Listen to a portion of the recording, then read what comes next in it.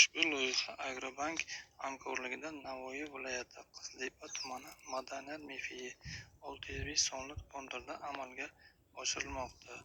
Bu yerda kungaboqar ekilgan. Maydon hajmi 10 gektar, uzunligi 400 metr, bo'yiga 300 metr. Bu yerdagi ekinlar zamonaviy usullar bilan parvarishlanmoqda. Hozirda ekinlar unib chiqqan, sug'orish va o'g'itlash holatida. Ekinlarni yetishtirish 90 kundan ortiqroq davom etadi.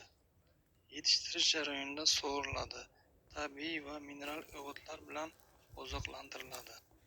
Ushbu loyihaga 10 ta dehqon xo'jaliklari biriktirilgan. Har bir dehqon uchun o'rtacha 1 gektardan yer maydonlari to'g'ri keladi. Loyihani samarali amalga oshirish uchun lider tadbirkor Ishlon ko'p ishlab chiqarish biriktirilgan. Loyiha bo'yicha har bir gektardan 2 tonna, jami 20 tonna hosil olish rejalashtirilgan.